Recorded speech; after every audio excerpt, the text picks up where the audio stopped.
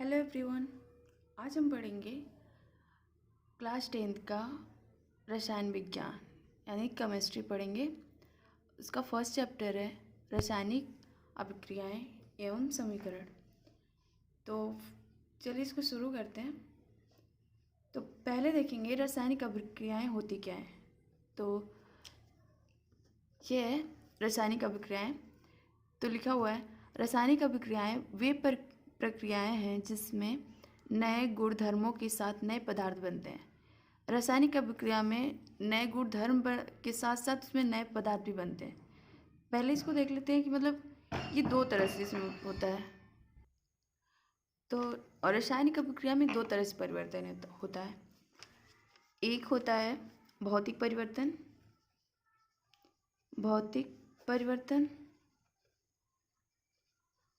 और एक होता है रासायनिक परिवर्तन।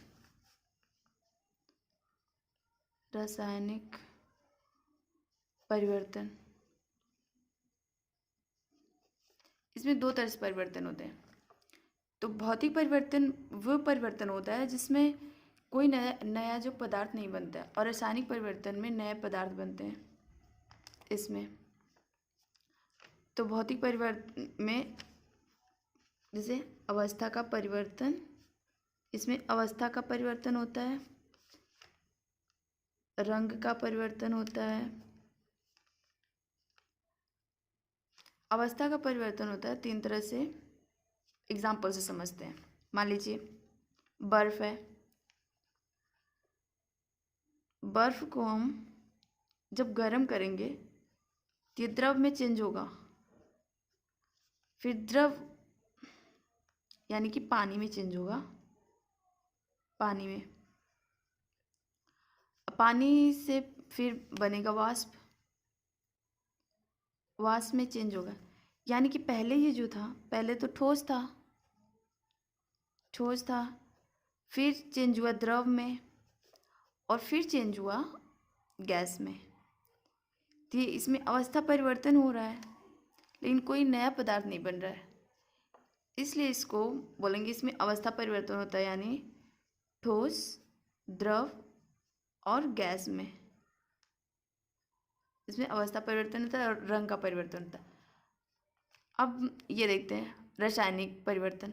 तो रासायनिक परिवर्तन में जो है, इसमें जो है नए पदार्थ बनते हैं रासायनिक परिवर्तन में। जैसे दूध से दही का बनना। इसमें दूध से दही का बनना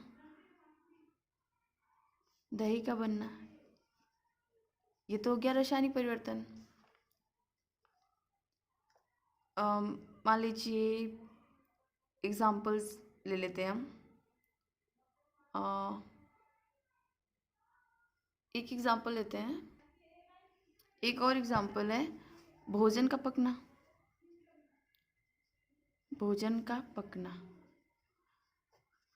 और ये जो है ये हमारा रासायनिक अभिक्रिया भी है। रासायनिक परिवर्तन जब होता है तो हम उसे बोलते हैं कि ये रासायनिक अभिक्रिया हो रही है, रासायनिक परिवर्तन को। तो ये हो गया। इसमें जो है भौतिक परिवर्तन में अवस्था, रंग चेंज होता है, अवस्था का चेंज होता है, अवस्था परिवर्तन होता है। और रासायनिक परिवर्तन में मतलब इसमें जो है कोई नया पदार्थ नहीं बनता, लेकिन इसमें नया पदार्थ बनता है, यानी नए गुणधर्मों के साथ नया पदार्थ बनता है।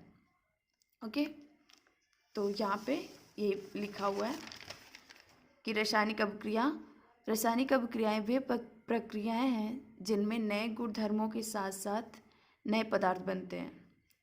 ये देख लीजिए, दूध से दही का बनना, भोजन का पकना, मैग्नीशियम रिबन को वायु में जलाने पर मैग्नीशियम ऑक्साइड का निर्माण होना। अब ये भौतिक परिवर्तन वह परिवर्तन जिसमें कोई नया पदार्थ नहीं बनता है, और रासायनिक परिवर्तन वह परिवर्तन जिसमें कोई नया पदार्थ बनता है। ओके, अब हाँ, यहाँ पे भी देख लीजिए, बताया थी ना कि जब रासायनिक परिवर्तन होता है तब हम कहते हैं कि रासायनिक अभिक्रिया हुई है, क्योंकि जो सिचुएशन इसमें है वही सेम सिचुएशन इसमें भी है। इसलिए जब रासायनिक परिवर्तन होता है तो हम इसे बोलते हैं इसमें रासायनिक अभिक्रिया हो रही है। ओके, अब देखते हैं रासायनिक अभिक्रिया के अभिलक्षण। तो इसके जो है वो 5 अभिलक्षण हैं रासायनिक अभिक्रिया का। गैस का उत्सर्जन, तापमान में परिवर्तन, अवक्षेप का बनना, अवस्था में परिवर्तन, रंग में परिवर्तन, और हाँ बस 5 है। 5 तरह से इसमें इसके अभिक्रिया के अभिलक्षण है 5। तो सबसे पहले देखते हैं गैस का उत्सर्जन। अब गैस का परिवर्तन देखेंगे इसमें अभिलक्षण में। पहला है गैस का परिवर्तन। तो गैस का परिवर्तन एक एग्जाम्पल के माध्यम से हम समझते हैं, फिगर के माध्यम से। मान लीजिए ये एक बीकर है यहाँ पे, और इसमें हम कुछ डालेंगे जिंक डाल दे रहे, जिंक यानी कि जस्ता इसमें डालें हम। और ये जो है ये सल्फ्यूरिक एसिड है। सल्फ्यूरिक एसिड में यानी सल्फ्यूरिक अम्ल में इसमें हम मान लीजिए डाल रहे हैं हम जिंक के टुकड़े। ये जिंक के टुकड़े हैं। जब सल्फ्यूरिक अम्ल से जिंक का रासायनिक अभिक्रिया होती है जिंक के साथ, तो इसमें जो है वो H2 गैस निकलती है, यानी कि हाइड्रोजन गैस निकलती है। जब जिंक का सल्फर डाइऑक्साइड के साथ यानी सल्फ्यूरिक एसिड के साथ जब वो रासायनिक परिवर्तन होता है यानी रासायनिक अभिक्रिया होती है, तो इसमें H2 यानी हाइड्रोजन गैस रिलीज होती है यानी निकलती है। ओके, तो ये होता है हमारा गैस का परिवर्तन। अब सेकेंड नंबर है तापमान में परिवर्तन। अब देखिए, जब तापमान में परिवर्तन होगा, मान लीजिए एक घड़ा है, ये एक घड़ा है, इसमें पानी है। पानी में हम जब चूना डालेंगे, ये पानी है, मान लीजिए इसमें हम कुछ चूना मिला दिए, चूना डाल दिए। जब पानी को आप जब देखते होंगे, जब सफ़ेदी की जाती है घर की, तो जब उसमें पानी में जब चूना मिलाया जाता है सफ़ेदी के लिए, तो वो उबलने लगता है, यानी कि तापमान की वजह से वो उबलने लगता है अपने आप ही, बिना किसी आग लगाए, बिना उसे गर्म किए। तो ये जो परिवर्तन कहलाता है, ये कहलाता है हमारा तापमान में परिवर्तन। जब चूने को पानी में मिलाते हैं तो वो अभिक्रिया करके बुझा हुआ चूना उससे प्राप्त होता है, तो उसे बोलेंगे हम तापमान में परिवर्तन। इसमें जो है वो काफ़ी मात्रा में ऊर्जा रिलीज होती है। तापमान की जब हम जल में यानी पानी में जब चूना डालते हैं, तो इसे बूझा चूना बनता है, और इससे जो है काफ़ी मात्रा में ऊर्जा रिलीज होती है। ओके, अब थर्ड नंबर है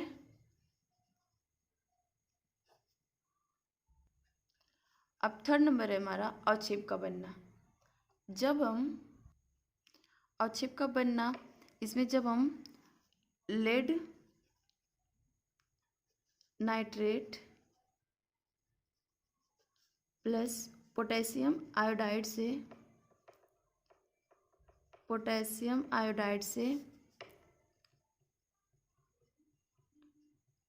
जब अभिक्रिया कराते हैं यानी रासायनिक अभिक्रिया कराते हैं, तो हमें प्राप्त होता है लेड आयोडाइड। इसे अभिक्रिया कराने पे हमें लेड आयोडाइड का पीला अवक्षेप प्राप्त होता है, जिसे बोलते हैं हम अवक्षेप का बनना। आयोडाइड, लेड नाइट्रेट और पोटेशियम आयोडाइड का जब हम रासायनिक अभिक्रिया कराते हैं, तो हमें प्राप्त होता है लेड आयोडाइड का पीला अवक्षेप। तो ये हमारा हो गया अवक्षेप का बनना। अब इसको देख लेते हैं लिखेंगे कैसे। उसको करने से पहले 2 और देख लेते हैं। 5 था हमारा, 3 हो गया। 4 नंबर है हमारा अवस्था में परिवर्तन। ये तो हम देख लिए भौतिक परिवर्तन में अवस्था में परिवर्तन। एक बार और देख लेते हैं अवस्था में परिवर्तन। अवस्था में परिवर्तन का होगा अवस्था में परिवर्तन में देखेंगे जब हम कार्बन मोनोऑक्साइड का हाइड्रोजन गैस से अभिक्रिया कराते हैं तो बनता है ये मेथनॉल, यानी कि द्रव बनता है मेथनॉल। ये हो गया मेथनॉल बनता है, यानी कि ये द्रव होता है। ये हो गया अवस्था में परिवर्तन। कार्बन मोनोऑक्साइड मिलाए हैं और हाइड्रोजन मिलाने पे हमारा बना है वो मेथनॉल। ये हो गया हमारा अवस्था में परिवर्तन। अब रंग में परिवर्तन 5 नंबर। रंग में परिवर्तन क्या देखेंगे? लोहे में जंग लगना, ये रंग में परिवर्तन हो गया। लोहे में जंग लगना, ये हो गया हमारा रंग में परिवर्तन। ओके, अब इसको लिखेंगे कैसे ये देख लेते हैं। तो ये देखिए यहाँ पे पहला नंबर था हमारा गैस का उत्सर्जन। तो गैस का उत्सर्जन, सॉरी हम गैस में परिवर्तन कर दिए थे, यहाँ पे उत्सर्जन रहेगा। ये जो है यहाँ पे उत्सर्जन रहेगा। इससे जो है जब हम जिंक और सल्फ्यूरिक एसिड को आपस में मिलाए हैं तो इसमें जो है हाइड्रोजन गैस रिलीज हुई है। तो ये गैस का उत्सर्जन या रिलीज होना या उत्सर्जन होना, उत्सर्जित होना, तो वही है। तो गैस का उत्सर्जन जो हम आपको एग्जांपल्स बताए वही यहाँ पे लिखे भी है। यानी जैसे जिंक यानी Zn तनु सल्फ्यूरिक अम्ल के बीच रासायनिक अभिक्रिया में हाइड्रोजन गैस निकलती है, वही जो हम आपको बताएं। इसे ऐसे लिखेंगे गैस का उत्सर्जन में कि जब हम जिंक तथा सल्फ्यूरिक एसिड का रासायनिक अभिक्रिया कराते हैं तो हाइड्रोजन गैस रिलीज होती है या निकलती है। अब तापमान में परिवर्तन, तो तापमान में परिवर्तन बताया ना, चूने तथा पानी को जब हम आपस में अभिक्रिया कराते हैं तो बुझा हुआ चूना प्राप्त होता है, जिससे काफ़ी मात्रा में ऊर्जा निर्मित होती है। तो ये यहाँ पे लिखा हुआ है कि जैसे चूने तथा पानी के बीच अभिक्रिया से बुझा हुआ चूना बनता है तथा काफ़ी मात्रा में ऊर्जा निर्मित होती है। अब अवक्षेप का बनना, अवक्षेप का बनना में ये भी हम आपको बताएं कि लेड नाइट्रेट और पोटेशियम आयोडाइड के बीच रासायनिक अभिक्रिया से लेड आयोडाइड के पीले अवक्षेप प्राप्त होते हैं। जब इसका और इसका रासायनिक अभिक्रिया कराते हैं हम तो इसका जो लेड आयोडाइड से जो है हमारा वो पीला अवक्षेप प्राप्त होता है, इसी को बोलेंगे हम अवक्षेप का बनना। अब है हमारा अवस्था में परिवर्तन। तो ये अवस्था में परिवर्तन का देखेंगे हम कि कार्बन मोनोऑक्साइड गैस का तथा हाइड्रोजन गैस की अभिक्रिया से मेथनॉल बनना।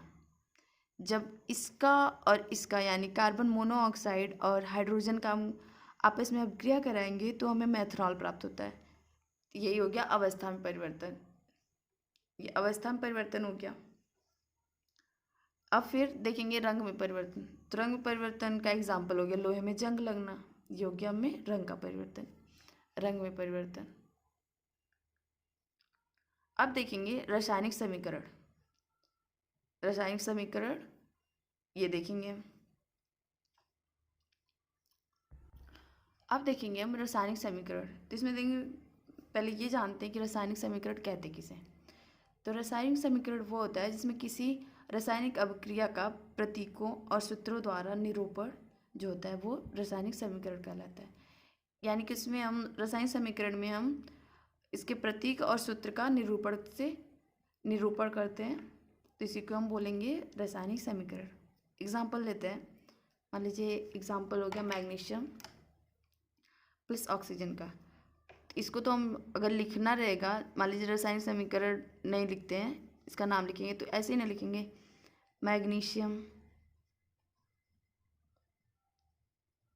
Magnesium plus oxygen.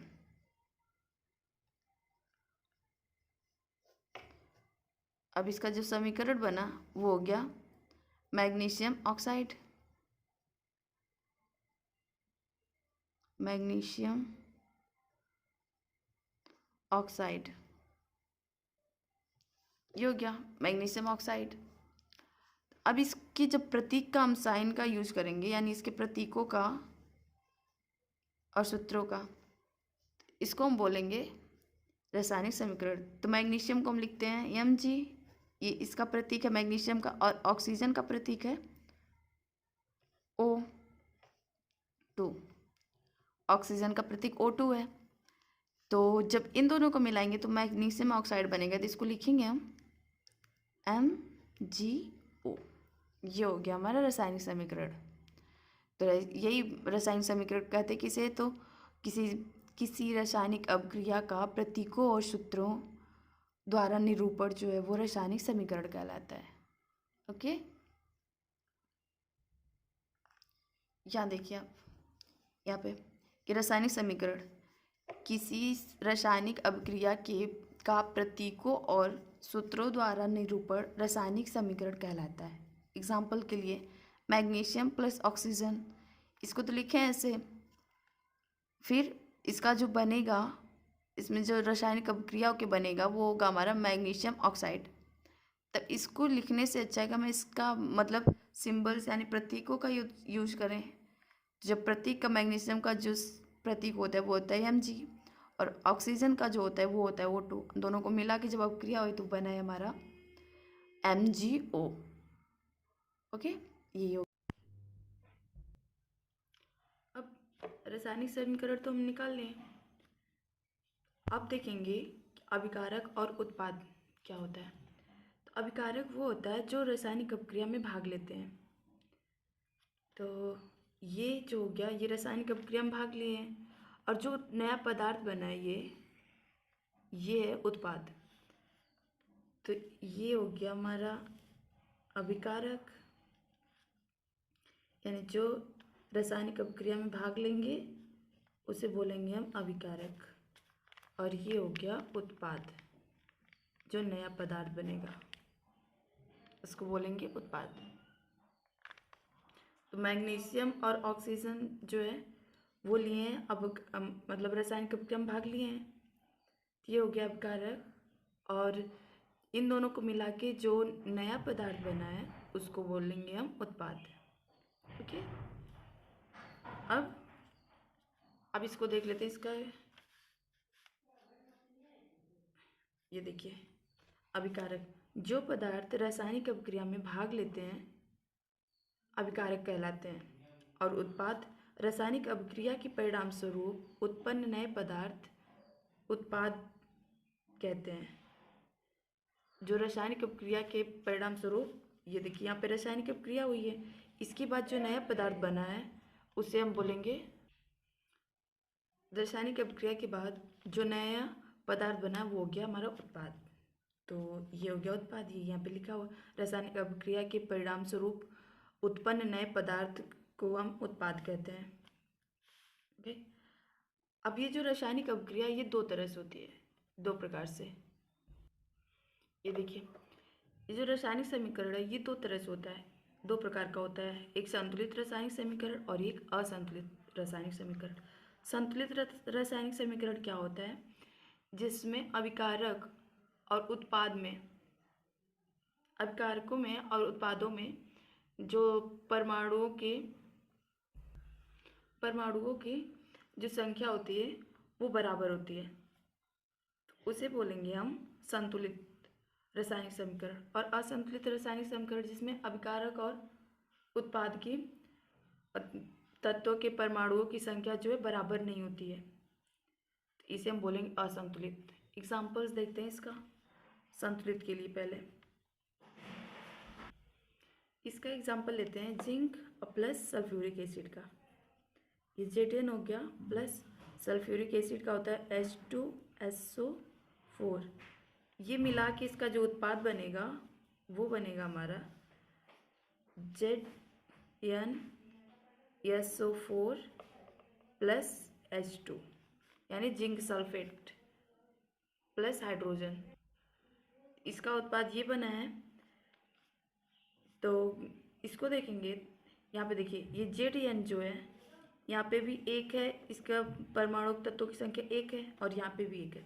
ये H2 यहाँ पे भी है, और ये SO4 यहाँ पे SO4, यानी कि ये जो अभिकारक और उत्पाद दोनों में जो है तत्वों के परमाणुओं की संख्या जो है बराबर है, इसलिए इसको हम बोलेंगे संतुलित रासायनिक समीकरण। अब असंतुलित देखते हैं। असंतुलित में वही हम लेते हैं मैग्नीशियम ऑक्साइड का। तो यहाँ देखिए ये हो गया मैग्नीशियम प्लस ऑक्सीजन, इससे जो उत्पाद बनेगा वो हमारा बनता है MgO। अब यहाँ पे ये बना है MgO, तो यहाँ पे देखिए Mg यहाँ पे 1 है इसके तत्वों के परमाणु की संख्या, और यहाँ पे भी 1 है, लेकिन ये जो O है ऑक्सीजन, यहाँ पे O2 है और यहाँ पे O2 नहीं है, वो यहाँ पे 1 है, इसलिए ये जो है असंतुलित है, क्योंकि इसमें जो परमाणु तत्वों के परमाणु की संख्या बराबर नहीं, इसलिए इसको बोलेंगे असंतुलित रासायनिक समीकरण। ओके, तो यहाँ देखिए जितना हम बताएं सेम यहाँ पे है, वही वाला लिखा हुआ है, वही सेम। यहाँ देखिए रासायनिक समीकरण दो प्रकार के होते हैं, संतुलित रासायनिक समीकरण और असंतुलित रासायनिक समीकरण। संतुलित रासायनिक समीकरण में ऐसा समीकरण जिसमें अभिकारकों एवं उत्पादों में प्रत्येक तत्व के परमाणुओं की संख्या बराबर हो, संतुलित रासायनिक समीकरण कहलाते हैं। फॉर एग्जाम्पल यहाँ पे देखिए जिंक प्लस मतलब सल्फ्यूरिक एसिड, इससे बना है जिंक सल्फेट प्लस हाइड्रोजन। अब असंतुलित रासायनिक समीकरण, इसमें देखिए जेडीएन यहाँ पे, इसमें कोई तत्व के परमाणु नहीं है, मतलब एक है, और यहाँ पे H2 SO4 ये हो गया हमारे संतुलित। मतलब अभिकारक और उत्पाद दोनों में संतुलित होना चाहिए, बराबर होना चाहिए परमाणुओं की संख्या, तो हो जाएगा हमारा संतुलित रासायनिक समीकरण। असंतुलित में ऐसा रासायनिक समीकरण जिसमें अभिकारकों एवं उत्पादों में एक या अधिक तत्वों के परमाणुओं की संख्या असमान होती है। तो यहाँ पे देखिए ये Mg है और यहाँ पे भी Mg है, O2 है तो यहाँ पे O है बस, इसलिए यहाँ पे अभिकारक और उत्पाद की संख्या परमाणुओं की संख्या बराबर नहीं है, इसलिए इसको बोलेंगे असंतुलित रासायनिक समीकरण। अब और देखेंगे नेक्स्ट पार्ट में आगे का।